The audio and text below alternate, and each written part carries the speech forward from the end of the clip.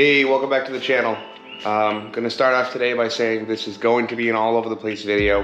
I got a ton of little things that I have to do, and I have to do all these things before I can make like really good videos about actually installing parts and like doing big projects. So it's gonna be jumping around a lot, so sorry for that, but hopefully you'll still enjoy the content. We have tons of things to do, but we're gonna start over here on the workbench and I'll show you. Okay, so first thing we're gonna do, we're gonna start with these two guys. I taped them all off. They do still have some rust on them. These are kind of small, so they are hard to be able to get some of these tiny little spots. So I think it's a perfect time to try this guy out. I mentioned it in the prior video.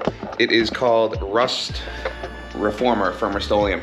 So supposedly you spray it on a surface that still has rust on it. It bonds to it and encapsulates it, and then it protects it in the future from spreading. So we're gonna go ahead, jump on it, and start painting.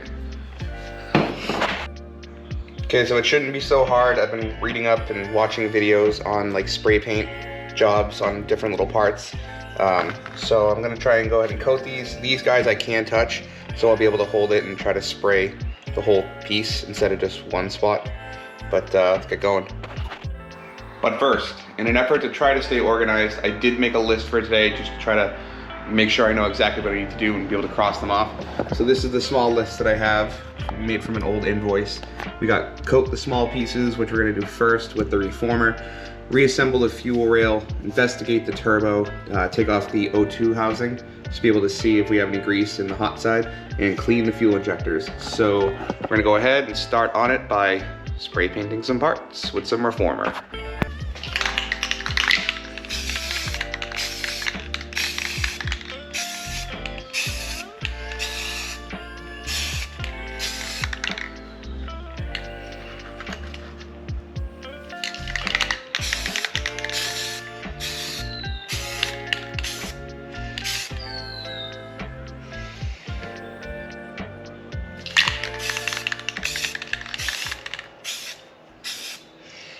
Okay, so initial impressions on the painting, it does a good job. It certainly is a little bit flatter in color and finish than the other paint that I used on the pipes, but it's still not bad. This guy, it does look like a little bit of the paint kind of all gravity ran down to that one section.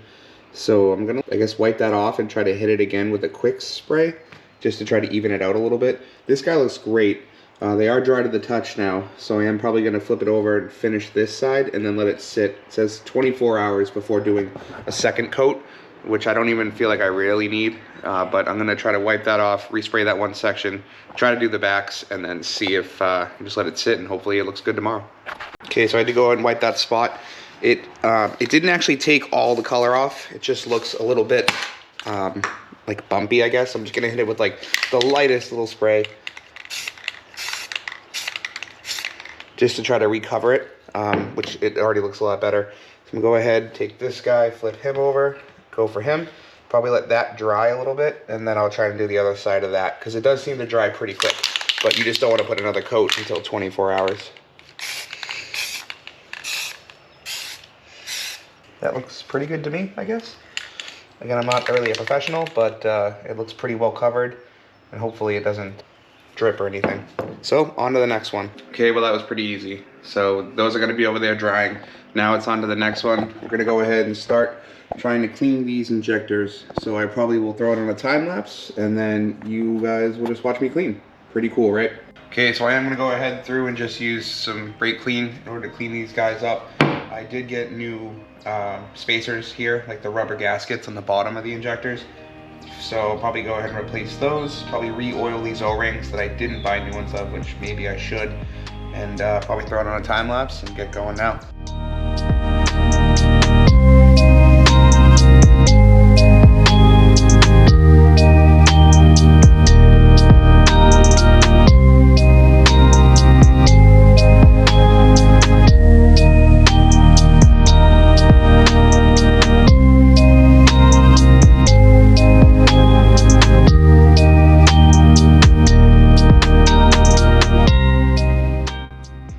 So as you can see in the time lapse, I just used a brush and some brake cleaner and like a little paper towel to try to scrub it off and try to rub off any rust that was on there. I did go ahead and check the O-rings. These are injectors here after the cleaning. They do look a lot better. I did go ahead and check these guys right here. and these O-rings here. At first I was jumping on my usual self of wanting to go and replace everything, but I went and looked, and the top black ones, those are $9 a piece, and then the little O-rings are like $6 a piece. I hit them with some WD-40, cleaned them off. There's no cracks. It is still pliable, but it's like firm at the same time. So I am going to go ahead and keep those because honestly, I'm just trying to not spend a ton of money on injectors if I don't really have to, and honestly, they're not looking that bad. But so that leads me to these guys. They're not necessarily in the worst shape, but I did already buy some, which leads me to this guy. It's a box of stuff that I got from STM Tune. I got some Mitsubishi silicone radiator hoses. This is the replacements I was talking about for the heater core line, which they did come with the clamps, which is cool. And then a bunch of random little stuff, thermostat, housing bolts, bunch of gaskets. The $10 spark plugs. This guy right here is for the throttle body. It's a heat barrier like gasket. So it creates it's a firm plastic, and it creates a little more space, so it keeps the intake manifold colder. That's pretty much all I got. So I'm gonna go ahead and throw these guys on, the new ones, and then we'll get on to the next task.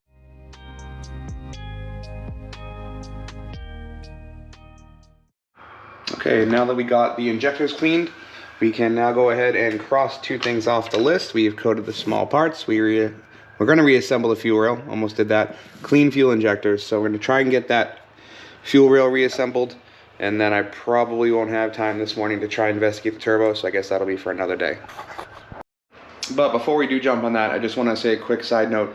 Yes, I did go and replace these lower seals on the injectors, but these guys right here really aren't bad. There's nothing wrong with them. They are, I guess, a little bit old, but they don't feel old or cracked or anything. There is a little bit of weirdness in the way they were seated, but Evo parts are getting harder to come by.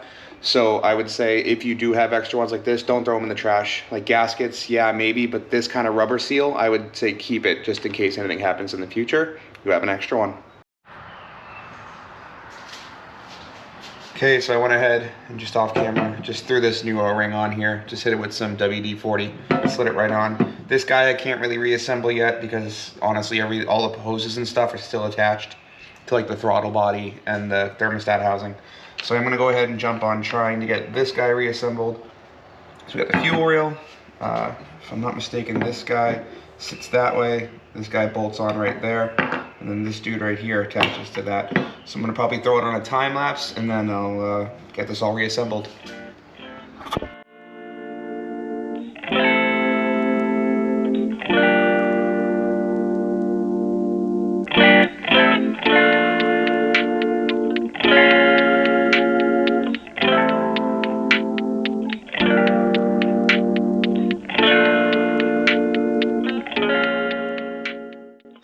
Okay, so that was pretty painless. Honestly, wasn't too bad. I mean, it shouldn't be. It's just reassembling a fuel rail. But this is the final product. Got the injectors in. Got this regulator thrown back on. Got this coolant pipe. I believe that's for the throttle body. I'm not sure. Got the injectors. Like I said, the seals are redone. See, new. And cleaned up. Got those in. Got this little guy all replumbed. This, like I said, I can't really do much with that, but it is nice to see these parts looking just so fresh again. But I guess that just leaves investigating the turbo. Okay, on to the next thing on our list. It's going to be the very last thing on the list, investigate the turbo. And the reason that I'm doing this is because there is a decent amount of like grease and grime in the cold side of the turbo. I don't know if you can see it. Maybe you can see how it's really dark there. That's actually just kind of like oil residue. So I'm trying to see if there's oil in this side of the turbo. I think I've said in a previous video it could be positive crank pressure. So I'm gonna go ahead and try and take these couple of bolts off and see if I can take a look in there. Okay, so I did go ahead and hit the bolts pretty liberally with some penetrant. It is a 14mm bolts, well, 2 bolts, a nut, and there should be a bolt here, but it broke off with the previous owner. So I'm gonna go ahead and try and get those off. So I'm gonna go ahead and try and do it the nice way, just with a ratchet, a socket, hope that maybe it'll come off. But I kind of feel like maybe it won't. I might have to get my impact out. The problem is trying to get it to stay. This turbo just wants to move. Put a little more penetrant on there. Just try to help it along. Which actually did just work, which is kind of cool. Alright, so now that I got this nut off, I'm going to try to go ahead and take these other 2 bolts out, and hopefully nothing breaks.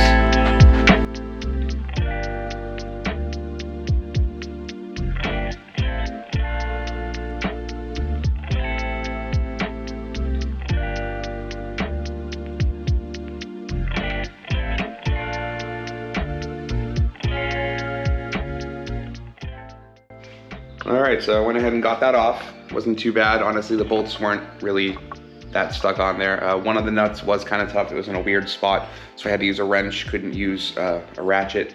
And you might have seen in the video, it is a little bit ghetto, but I did use my jack handle as like a breaker bar. And I know I probably should have a real breaker bar, but they're expensive and I haven't bought one yet. And this thing just does the job every single time. It does what it needs to do. So I am gonna go ahead now, put the camera down and try and get this guy off and take a look inside.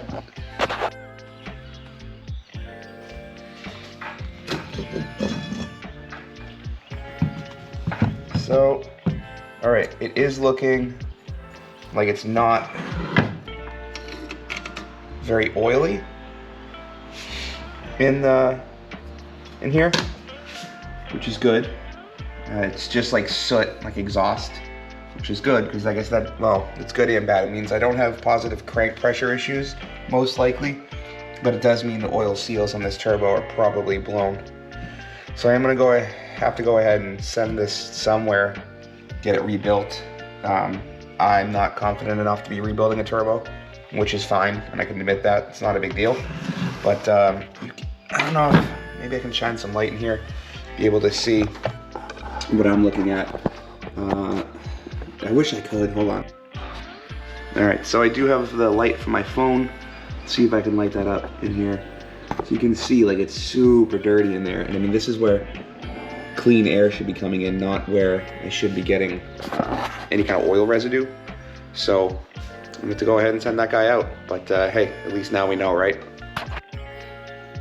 Like this probably isn't where you should be seeing any type of oil residue, but at least we took it apart and now we at least know what's going on there. So it's a step in the right direction, right? And with that, gonna go ahead, cross this guy off the list, and now revisit and try to find more things to put back on that list. Okay, so I really don't want to, but I guess the next step on the list would be try to drill this guy out. So I'm gonna go ahead and hit it with a ton of PB Blaster, try to drill a hole, see if we can extract it. Let's go. Okay, so I have an 1/8 inch drill bit. Hit this with PB Blaster already. It is pretty rusted in there, so we'll see what we can do.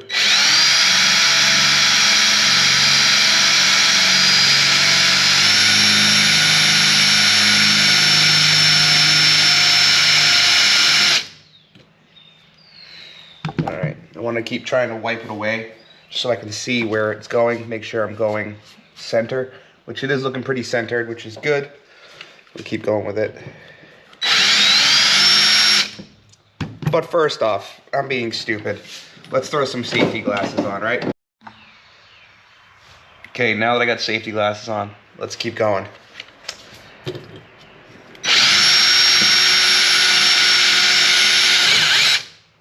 All right, take a look. So it's in there. Honestly, I'd say that's probably a deep enough hole that we can try to get the extractor bit in. So what we're gonna do is grab a hammer.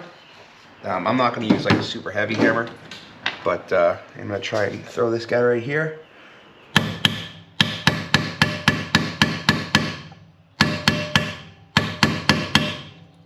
So I think I might need to go a little bit bigger with the hole. This guy's having a little bit of trouble getting in there, so I'm gonna jump up a drill bit. Okay, so I jumped up one size. Should be easier to get through now that most of it's cleared out. But you want to be careful not to go too big of a size, that it's bigger than the actual extractor.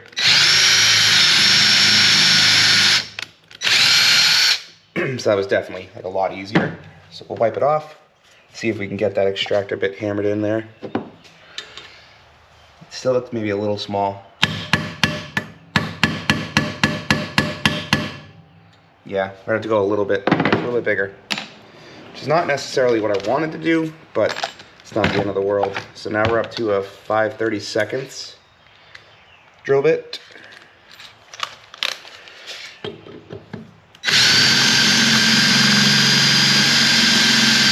Okay, so I do think that the 5/32 is going to do the trick. Just wipe away all these metal shavings. Try to get this guy hammered back in. See. Yeah, that's feeling better.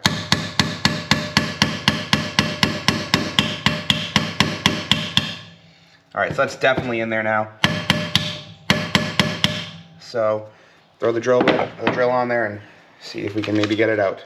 If not, I might try and use a ratchet. Just use my own strength, but maybe this will work.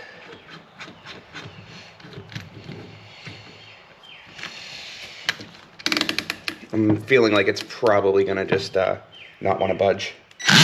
Yeah, I didn't think this drill was gonna do it. Okay, so it turns out my extractor bit is a little bit like rounded out just from multiple use and like not using the correct attachments. I'm going ahead and trying to use just some vice grips or channel locks to be able to try to hold it and then turn the extractor, which is kind of working, but turbo keeps moving, which doesn't make it easy.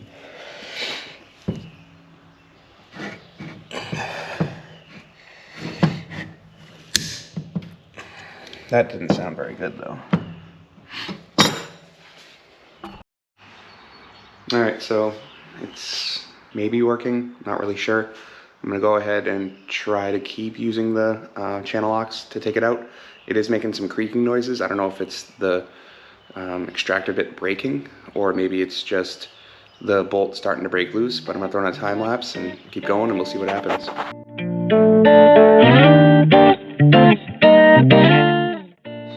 Alright, so another one bites the dust. Let me turn my light back on for this part. Alright, so we lost another one.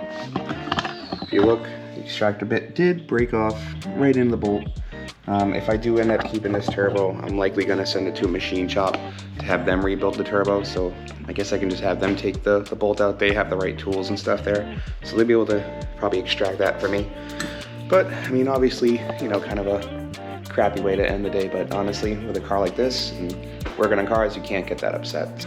So upon further reading and investigation, I do believe there's a possibility it is my fault. Obviously it is my fault, but it's a mishap of mine as to why the bolt extractor broke and why other ones are broken in the past. I'm pretty sure I'm using the correct one for a bolt like this, but what I think that I messed up on is I think I did not drill the pilot hole deep enough. So I think that just like the tip of the extractor was in there, which isn't as strong as like the whole rest of it. So if there had been more of the extractor in the actual bolt, I think that there's a better chance it might not have broke. Again, I'm going to use this as a learning experience. I'm obviously not a professional, so there's always more to learn, but it's important when this stuff does happen, just try not to get mad about it. So if you like the video, please like, comment, subscribe, making sure you share it with all your friends, and keep coming back and watching the videos, and I'll keep working on this really old rusty Evo. But with that, I'll see you guys in the next one. Peace out, keep wrenching.